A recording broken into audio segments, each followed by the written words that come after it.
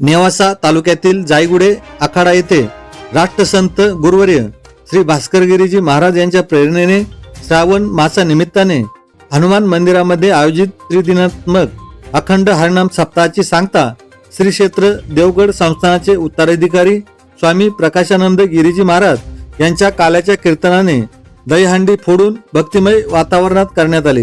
काल्याचे शाश्वत सुख प्राप्त करून घ्यायचे असेल तर आपल्या इंद्रियांना भगवंताच्या भक्तीकडे वळवा असे आवाहन स्वामी प्रकाशानंद गिरीजी महाराज यांनी यावेळी बोलताना केले।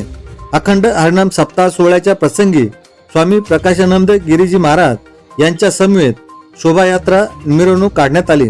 यावेळी जिल्हा परिषद शाळेतील विद्यार्थ्यांच्या वतीने लेझिम झांज पथकाद्वारे स्वागत करण्यात आले।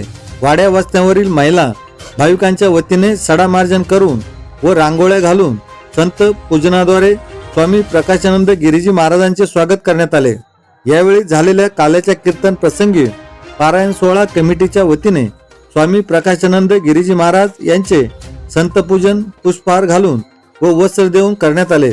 या प्रसंगी संत सेवक बाळू महाराज कानडे, अगस्ती देवस्थानचे सेवेकरी हबप्प भिसेबाबा, पारायण व्यासपीठ प्रमुख वाणीभूषण विजय महाराज पवार, गायनाचार्य हरी महाराज भोगे, ऋषिकेश महाराज वाल्हेकर, मृदुंगाचार्य कानिपनाथ महाराज जाधव, गौरव महाराज तनपुरे, रामनाथ महाराज शेळके, श्रीधर महाराज अनबुले, गणेश महाराज दरंदळे, जगन्नाथ महाराज पठारे, शंकर महाराज तनपुरे, बदाम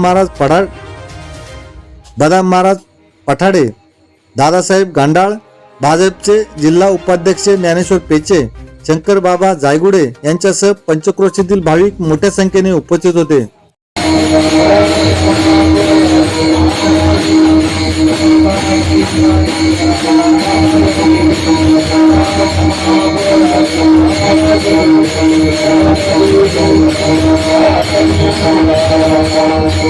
टीव्ही न्यूज नेटवर्कसाठी प्रतिनिधी सुधीर चव्हाण, नेवासा।